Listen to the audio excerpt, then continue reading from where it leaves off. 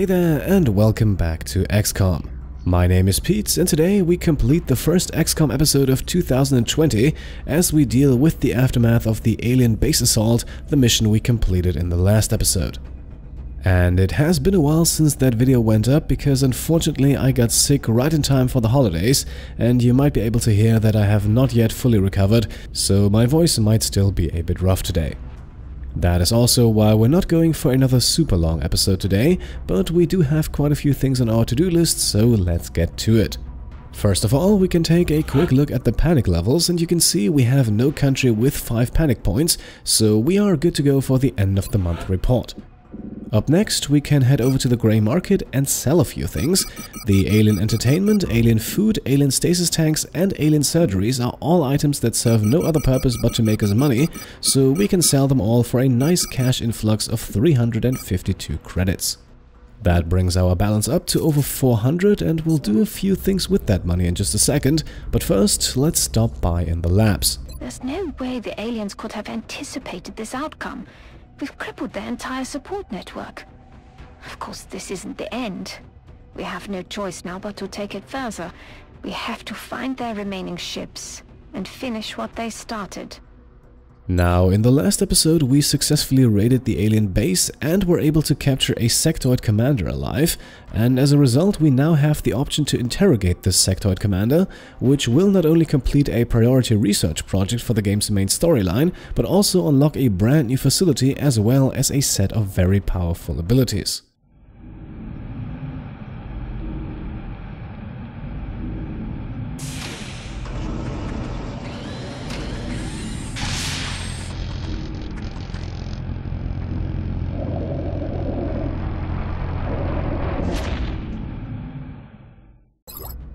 And here we are, we have just unlocked psionics. We can now build the psionic labs where we can test our soldiers for psionic abilities, and if they have them, they can learn powers like mind control, an ability that the Sectoid Commander also has, by the way. Speaking of which, the interrogation has killed the alien, as is the case in all alien interrogations, even though it's not that obvious just from watching the cutscene, so we can now take care of the autopsy as well and obtain a few more bonuses. This is an extremely dangerous species, Commander. Although not physically intimidating, the psionic power that this creature wields is perhaps the greatest threat we've encountered so far. So that's a new item and the second to last gene mod unlocked. First we have the Mimic Beacon, a throwable device similar to a grenade, but instead of exploding, it just makes a sound, luring enemies towards its position. This can be used for various tactical purposes and we'll definitely play around with it soon, but let's also take a look at Neural Feedback, a gene mod that causes damage to psionic attackers, such as the Sectoid Commander for example, but does nothing to stop the psionic attack from happening. The ability is important for an achievement as well, so we'll have to put it on someone, ideally sooner rather than later. Now, we also destroyed our first mechtoid in the last episode, so let's quickly get that autopsy over with as well. We were only able to recover the suit's central core, although the pilot's corpse also survived intact.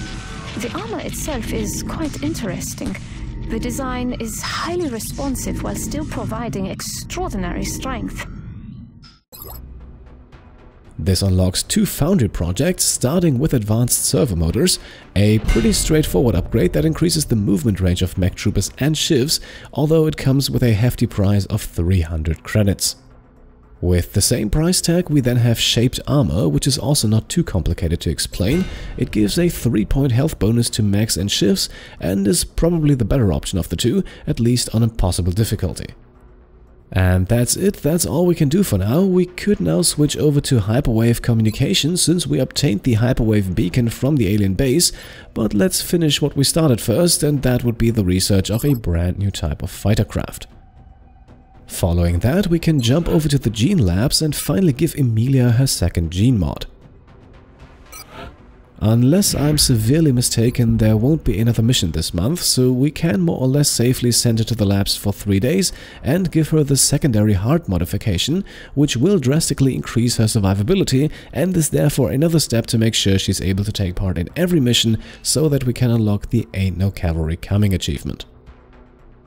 Thank you, Commander. I'll have the volunteer prepped and ready for surgery shortly. I'll send word when the procedure is complete. Now, our next stop is in the foundry, where we have unlocked the Alien Grenades project.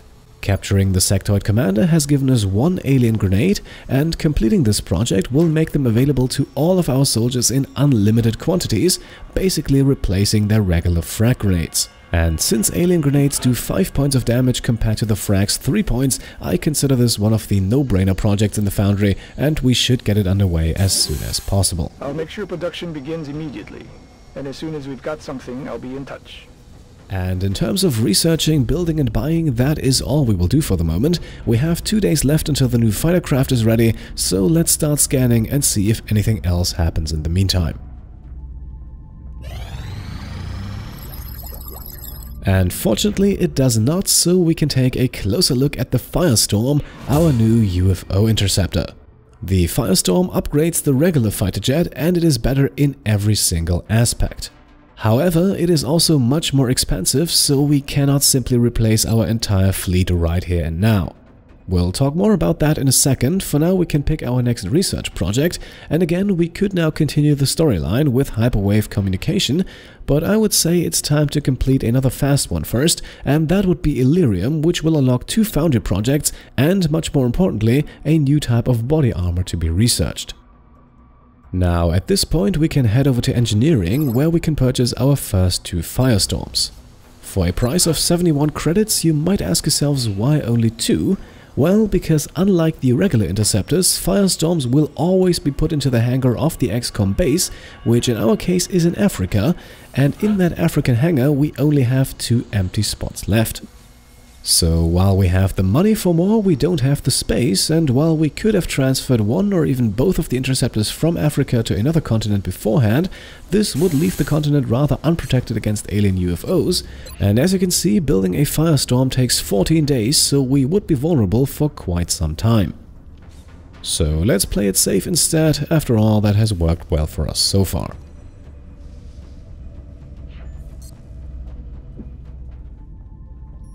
Incoming transmission. Alright, and there we are. It is time for our next council report. Let's see how we did in the month of June. We are extremely impressed with the progress of the XCOM project thus far, Commander. Your recent results were beyond our expectations, and that is not a statement this council makes lightly. And there we go, another A grade for our efforts. The alien base raid near the end of the month has paid off, and we did not lose a country despite not launching a single satellite in June. And so we enter July with a healthy influx of cash, scientists and engineers ready to continue the fight. We will be in touch, Commander.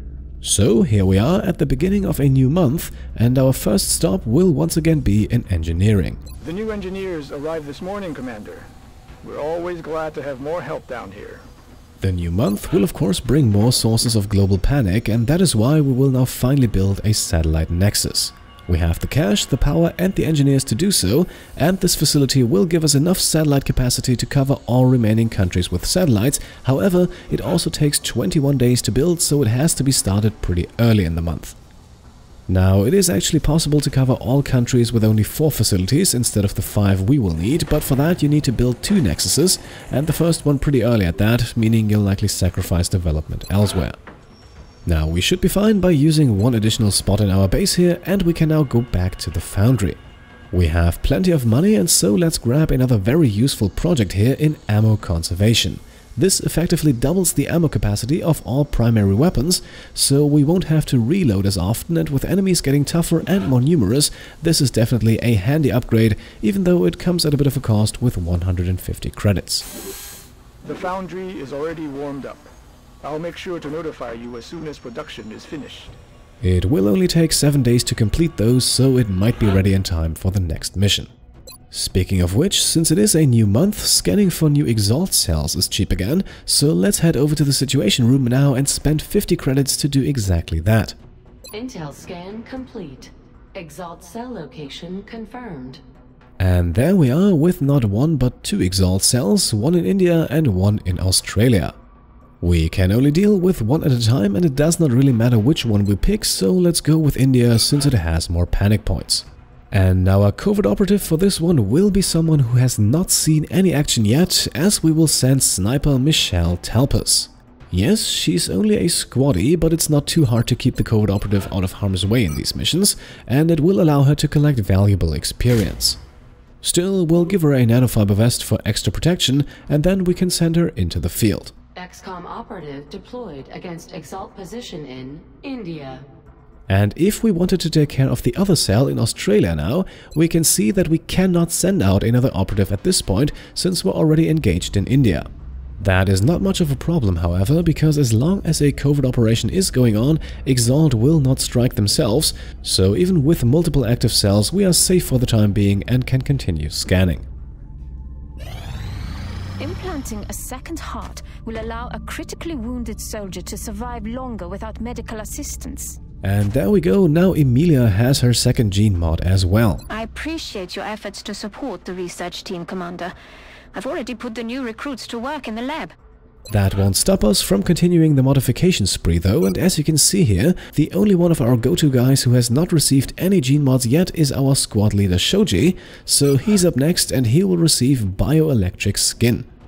Yes, mimetic skin is probably the far superior mod, as Adam has demonstrated on numerous occasions, but bioelectric skin can reveal hidden enemies, even through walls, and is needed for another achievement as well, so let's grab it and send Shoji to the labs for 3 days.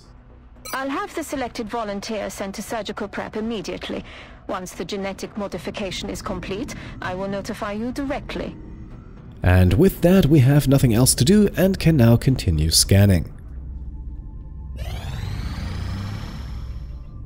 Amplifying the body's natural electromagnetic field will allow soldiers to detect nearby enemies without visual input.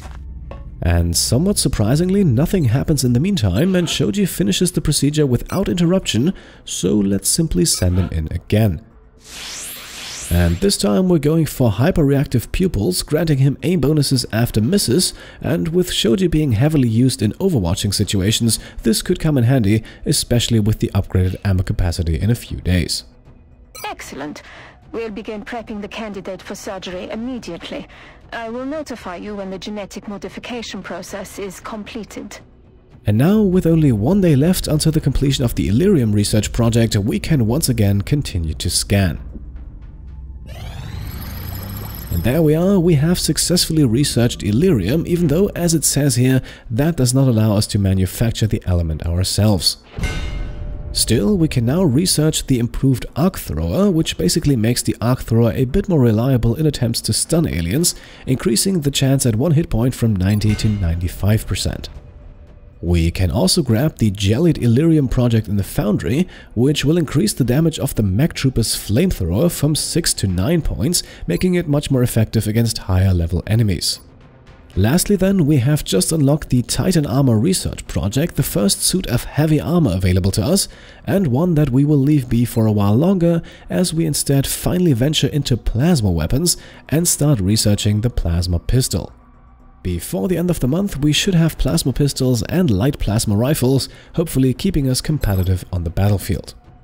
Speaking of gaining an edge in combat, we are just a day away from being able to use alien grenades with everyone, so let's keep scanning. And there we are, alien grenades are now available in unlimited quantities to all of our soldiers, and that should make subsequent missions a little easier. And one of those missions is very likely up next, as we will keep scanning here and then probably complete our covert operation in India. And indeed, our operative Michelle Talpas is ready to be extracted, but I would say let's tackle that mission in the next episode. Yes, I know you would like to see some action today, but like I said in the beginning, I have to take care of my voice for a few more days, so I don't want to go overboard in this one. By the way, I have of course not forgotten about the psionic labs that we unlocked earlier in the mission. Those will also be built sooner rather than later, but for the moment I think there is no super pressing need for them. So we'll make the cut right here and then start off the next episode with a covert extraction mission, and I think we might see another fresh new face in action for that one. So stay tuned, and in the meantime, if you liked today's episode, then I would be very happy if you could leave a thumbs up. If you like what I'm doing and want to support me and my channel further, then you can of course subscribe to stay up to date, or you can support me over on Patreon and perhaps get your name into the game in the future as well. Thank you all for watching, and I'll see you next time. Cheers.